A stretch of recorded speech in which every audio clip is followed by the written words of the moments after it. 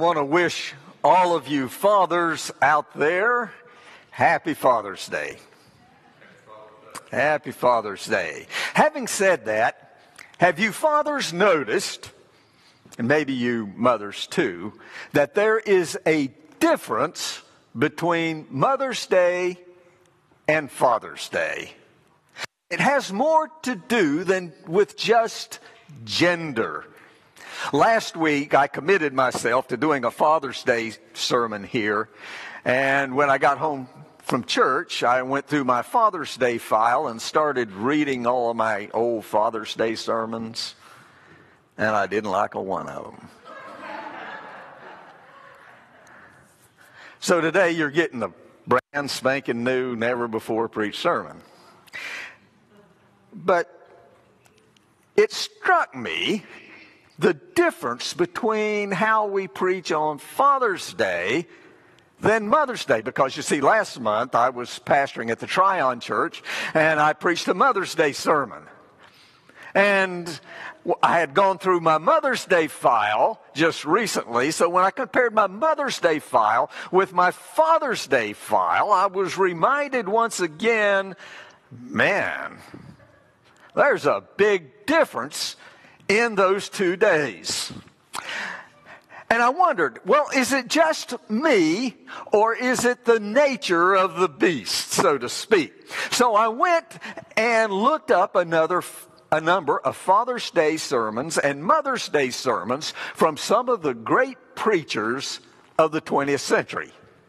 I looked up sermons by Clovis Chappell and W.A. Criswell and Charles Stanley and Max Lucado and John Ortberg and others, and their sermons kind of followed along like mine did. You see, I got to get out my clicker here. All right.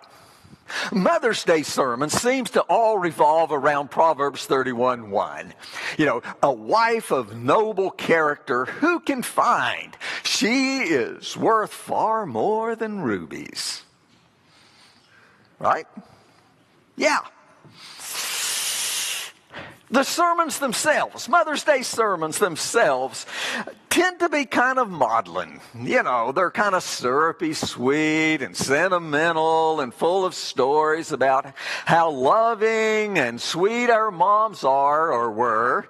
And our sermons, if there's any admonition or lecturing at all, it all is directed towards the children, who we tell them that they should love and value their moms for all the sacrifices their moms have made for them. And when the sermon is over, you want to go out and find your mom, if she's still alive, and give her a big hug and tell her how much you love her and appreciate her. Father's Day sermons are something else. They tend to be stern lectures on how fathers should take control of their homes and make sure their wives submit, that their children should be obedient, doing exactly what they are told, and if they don't respect their mother, the beatings will commence.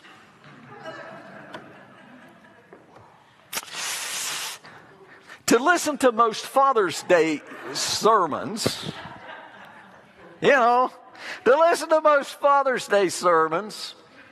they tend to be centered around 1 Corinthians 14:40. Let everything be done in decency and order. Or Proverbs 13:24. He who spares the rod hates his son, but he who loves him is careful to discipline him. In other words, the best thing a father can do is give his boy a good spanking. When Father's Day sermons are over, if you're a father, many times you go out feeling a little bit like a failure. And if you're a son or a daughter, you leave, I better find a psychologist to help me process and cope with the psychological deficiencies of growing up with Dad and all my negative feelings. We love moms Dads are kind of like cops. We're glad they're around, but we don't like them very much. Nothing reflects this more than kind of this cliched story. A father has a son. And when the son turns about 5 years old, the father goes to the sporting goods store and he buys him a baseball and a mitt.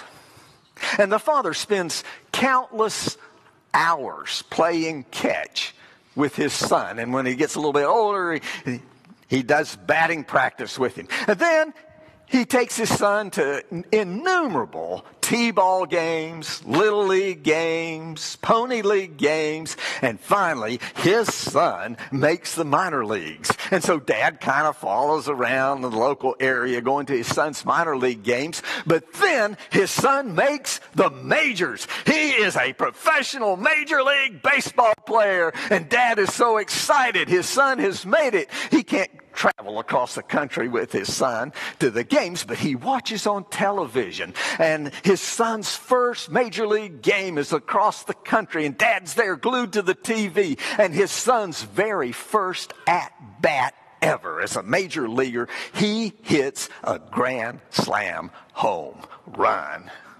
And Dad is, yeah, that's my boy. Taught him everything he knows. And he's so happy and he's cheering. The son runs around the bases. He gets back to the dugout. The coach is patting him on the back. All the other players are patting him on the back. And then the camera zooms in on the boy's face. And he looks square into the camera and he says, "Hi, Mom."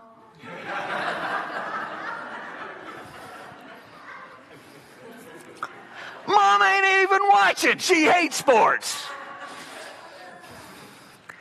Is there any wonder that dads feel unloved, unneeded, and useless?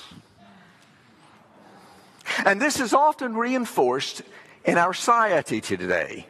For instance, the women's liberation movement, which has done a lot of good things like equal work for equal pay, but they have also claimed that fathers are not important.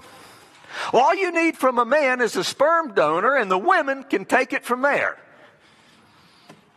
And this is reflected by this current statistics of American homes today. Did you know that 43% of all children are growing up in fatherless homes in the United States today?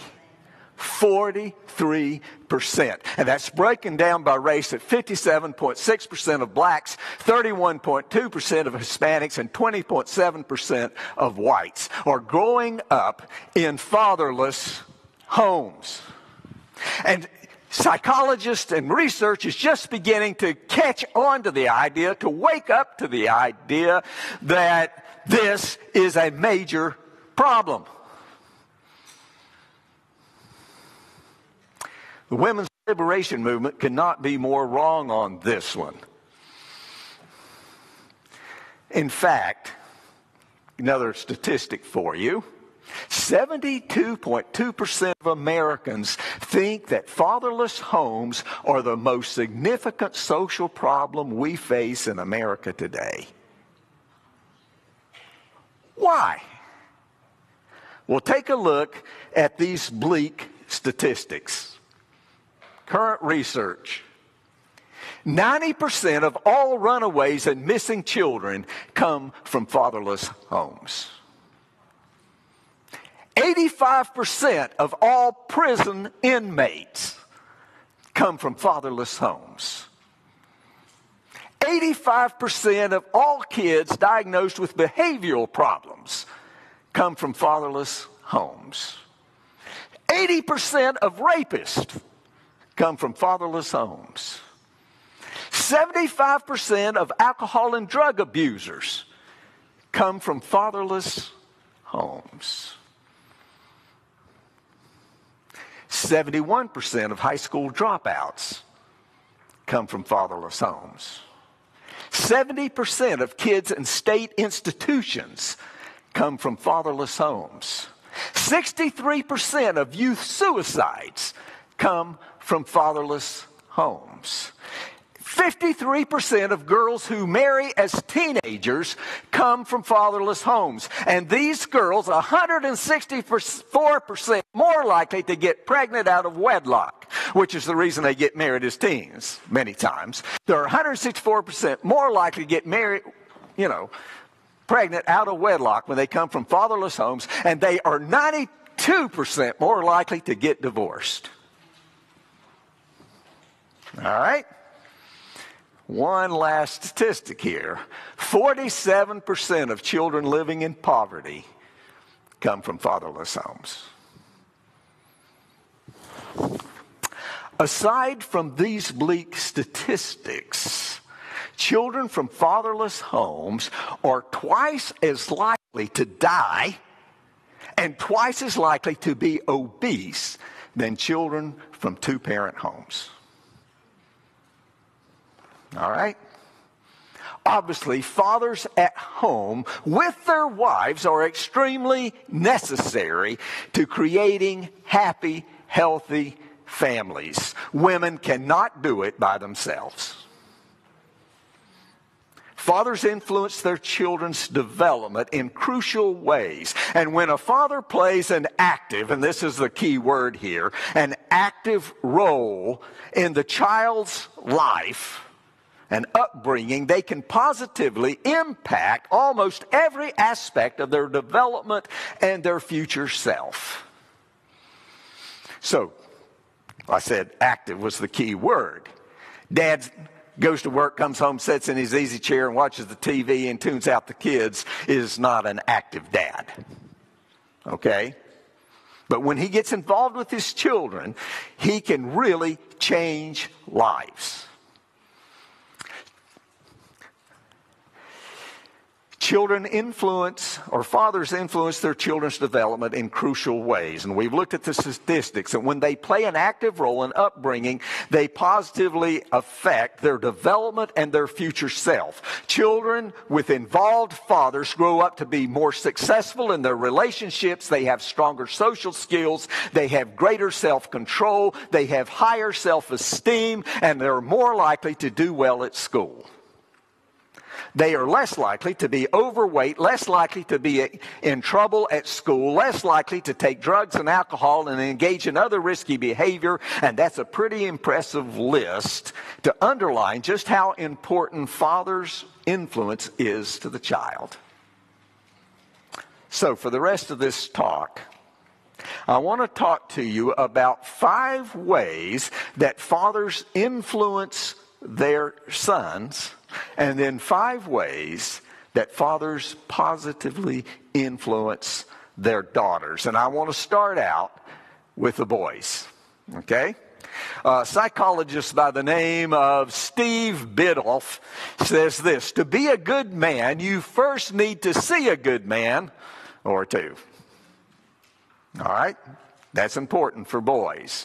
So, 5 essentials fathers give their sons. Number 1, 6 is the magic age for dads.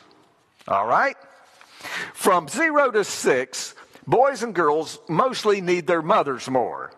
They're tiny little babies. Now, dads can be involved. They can help mom, feed them their baby food or give them baths, or they can do some of those things. But basically, children up to 6 need mama more. Dad's job then is to be an assistant to mom to help with the kids and develop a relationship. But from the age of 6 to about 14 is the dad stage. Because it's at age 6 that a young man begins to intellectually understand that he is male.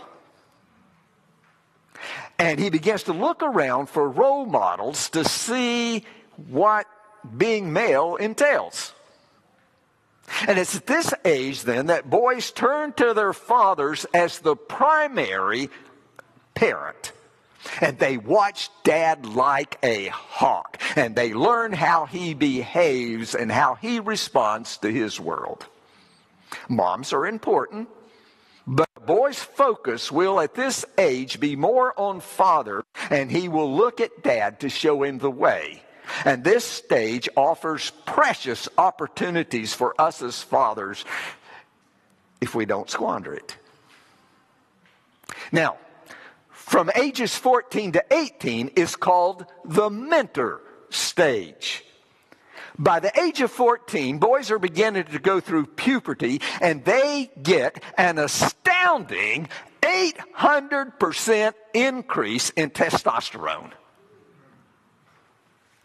And they become a handful. All right? Boys tend to face this volatility as they move from boyhood to manhood. And it's during this time that they can begin to feel a little distant from fathers. And as they face the challenge of becoming a man, boys need role models and mentors other than their own parents. Men of the church, this is where you come in. Whether you are a father in the biological sense or not, your job is to be a father to the young men of this church. Why? Because these boys, they're going through some issues, and they don't always feel comfortable talking to mommy and daddy about it. So they look for some man they admire, and they go to them. When my son, my oldest boy, was around 14 and 15, one of the men in the church came to me and he said, Pastor, you know, your son comes and talks to me occasionally. And he says, I hope it's all right, and I hope I can keep his confidence. I just wanted you to know. And I said, well, first of all, I am very proud of my son's choice of a mentor. Okay? And I trust you completely to guide him in the right direction. The only time you need to tell me is if he's doing something illegal or immoral. I want to know about that. But, you know, and this man helped my son with issues that he didn't feel real comfortable talking to daddy about. And men of the church, you are invaluable in that role. And that's the reason, whether you're a biological father or not, in this church, you are a dad. If you do your jobs. All right? You have an opportunity to be a mentor.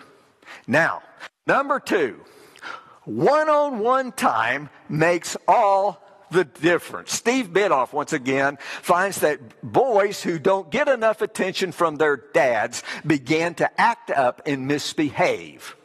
Why? Because they want attention, and even negative attention is better than no attention at all. And so they will find more and more creative ways to get dad to notice them. Not always healthy ones.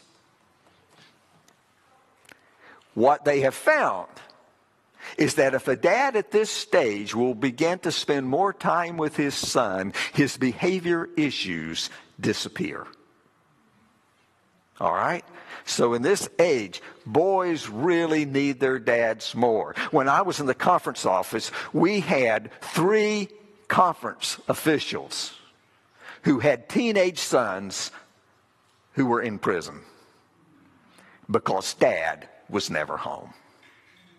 We had an education superintendent who had witnessed this as I was. And his son got to that age. He was education superintendent. He took a call and went to Northern California and taught in a little one-teacher school so he could be home to be with his boy. And because I was in Treasury and I did payroll, I got calls for weeks after that from Northern California wanting to know what that guy did wrong because he went from being education superintendent to teaching in a little one-room schoolhouse. And what it was not he'd done anything wrong at all. He decided his son was more important. Okay?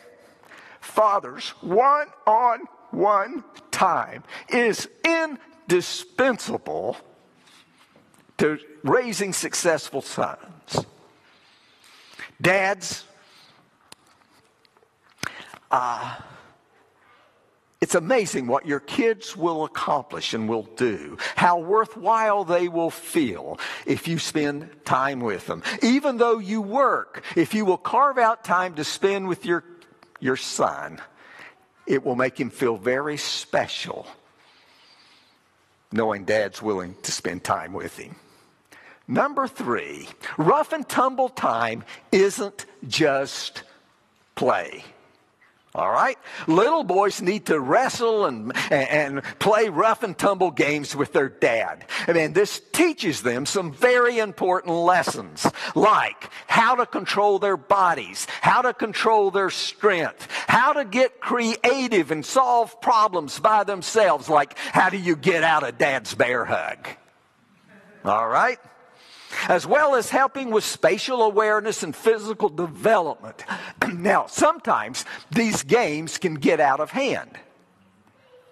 Sometimes the boy will get frustrated and he'll strike out and he'll hit his dad or something. And when that happens, Dad's role is to call a halt to the rough and tumble. And then he must say to his son, listen, son, you're way too precious. And I am way too precious to be hurt.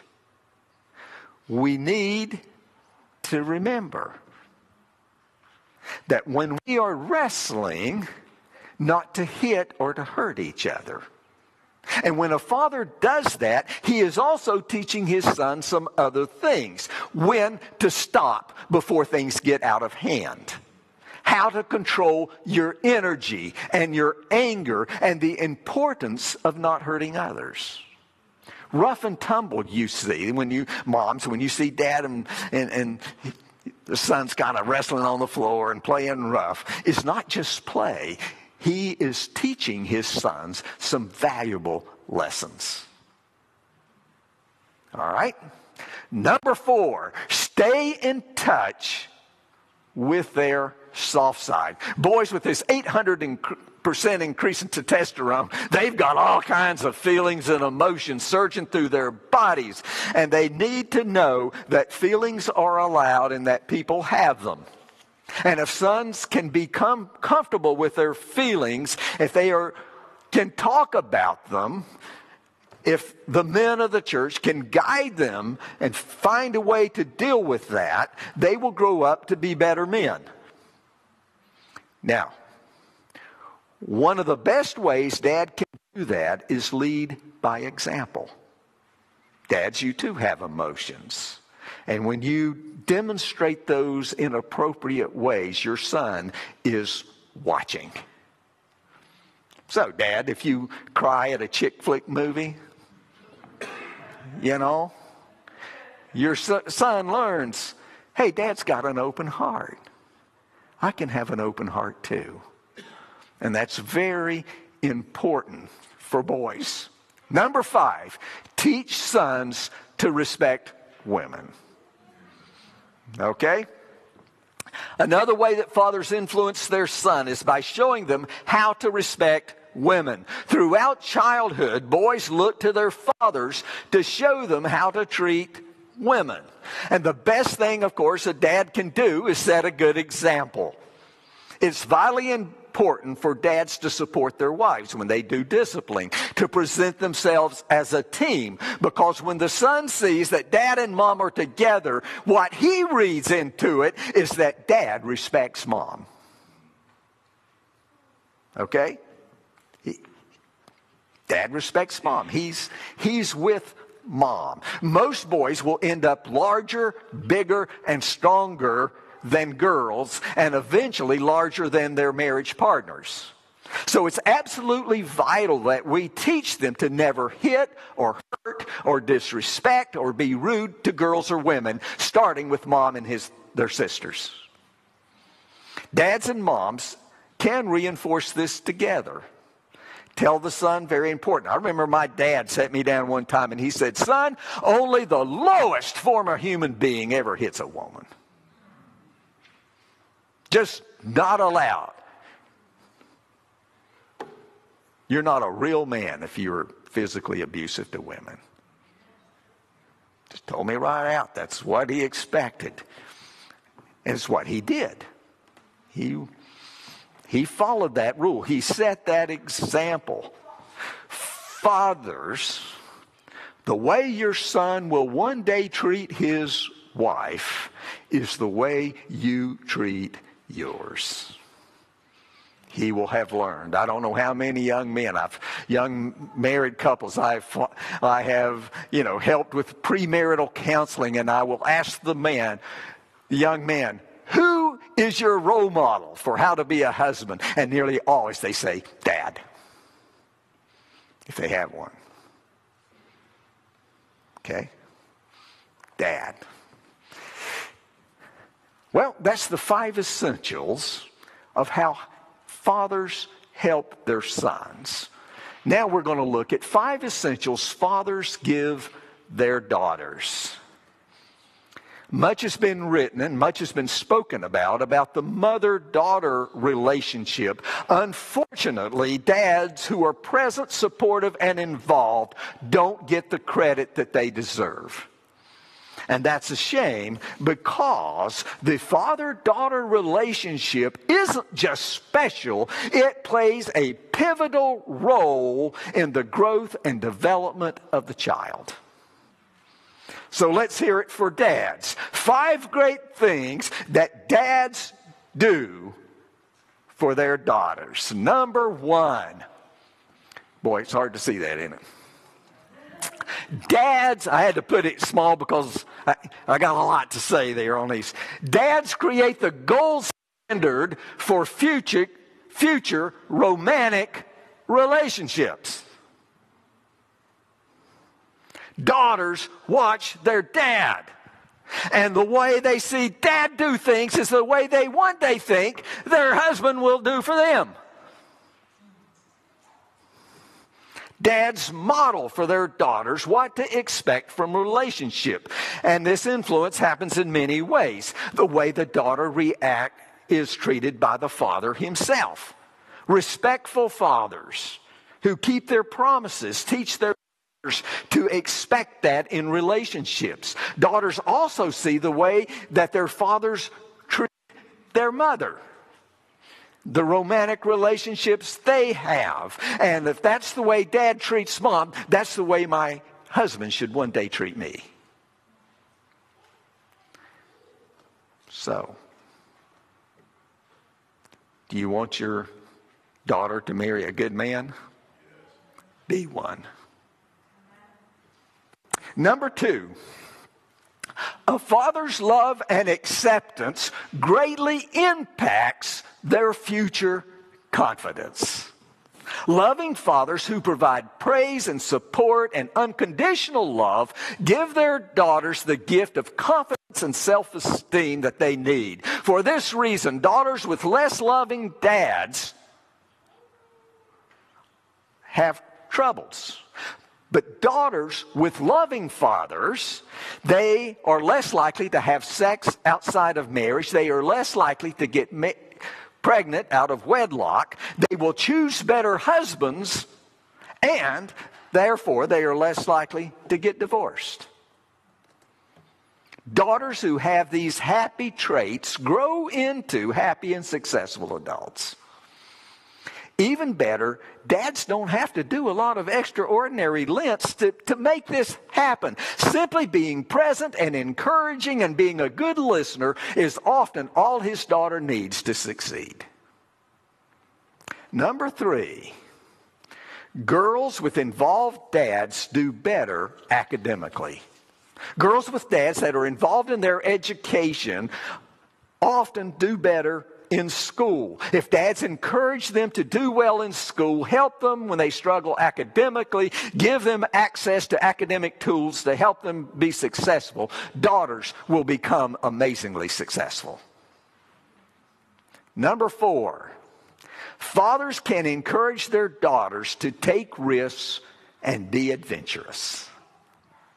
Whether it's trying a new sport or trying a new food or repairing a car or traveling solo or even standing up to a bully, daughters often get their courage and their sense of adventure from their fathers. My daughter, when she graduated from Mount Pisgah, was giving her parent appreciation, and she said, "Dad, you're the one who taught me how to have fun." Okay? I decided, after she graduated, to take a 5-day canoe trip down the Yadkin River. I got on up at North Wilkesboro and took a canoe down the river all the way to Charlotte. And I opened it up to see which of my kids would like to go with me. My daughter.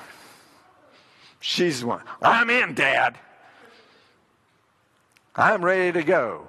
And we spent 5 days on the river. And when you get on the Yadkin River, you don't see civilization. We didn't see another person till we got to Charlotte. Okay? So anything that happened out on that river, there was not another boat, nothing. When we got out on that river, we were on our own. Okay? But she was game for that. She was ready to take the adventure and to do it. And daughters learn that from their dads. Now, dads have to overcome something to make that happen. You see, as dads, we want to be protectors, fixers, and rescuers of our daughters. And often that's a good thing. But once in a while, we've got to treat our daughters like sons and say, "Hey, go for it, girl. You can do this. You can do anything you want. Let me show you how." And when dads empower their daughters, they become amazing women. But it takes dad to give it to them. Finally, supportive fathers can help improve their daughters' body image. At some point, most girls feel less than comfortable and less than confident with their bodies. For some, this is a minor thing. Unfortunately, for others, this can escalate. Girls with poor body image tend to isolate themselves socially. They seem to fret over the way they look. They lose confidence in themselves, and in extreme cases, they develop depression, anxiety, and eating disorders. While dads aren't the only people who influence a daughter's body image, dads play an important role, not only to young girls and the way they talk to them about how they look, but also about how fathers talk about how other women look. Great dads speak respectfully about the way people look regardless of body type. My wife was telling me about an article she read not too long ago about this very large woman. She was tall and big and heavy. And she says, "I never worried about my body image because my parents always told me I was gorgeous." Dads, if you tell your daughter she is beautiful, she will believe you.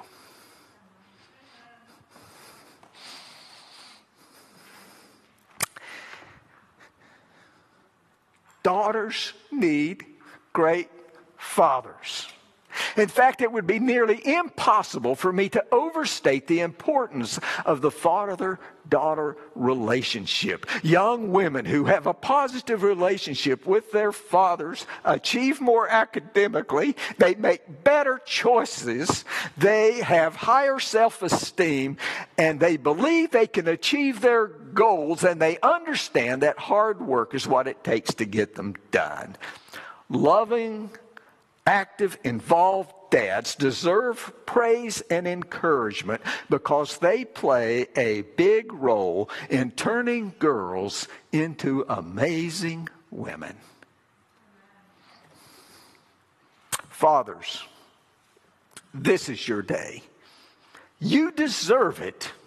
God has given you a tremendous responsibility, but even a greater opportunity. Thank you, fathers, for turning out great kids and young adults. Thank you for mentoring your children, because those children are going to take this church and our world to new heights. Finally, moms, when you see great kids and well-adjusted young adults, thank a dad. Kids, when the sermon is over, find your dad. Give him a hug and tell him how much you appreciate him making you great, your best self. And finally, what I would like to do is to ask all the dads, and I said that's the biological dads and the mentor dads, to stand, and I'd like to have a special prayer of dedication just for you. Would you do that?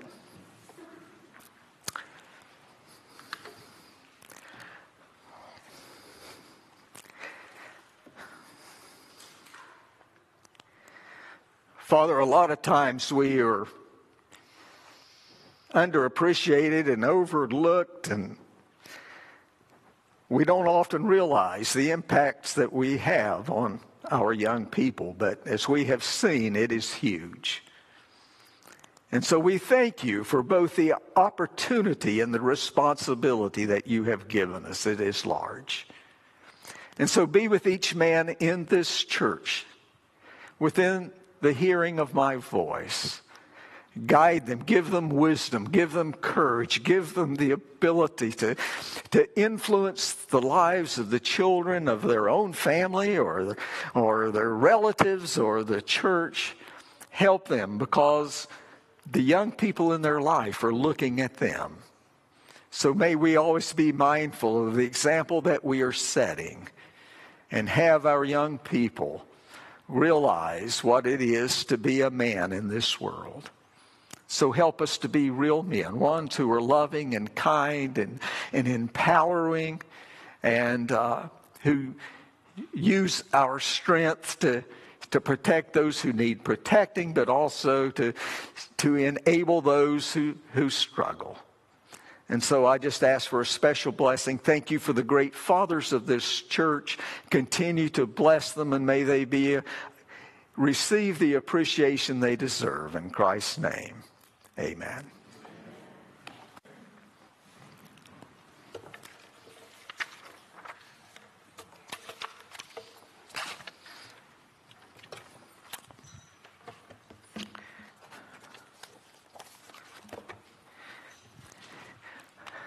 Our closing hymn today might be another one you don't know.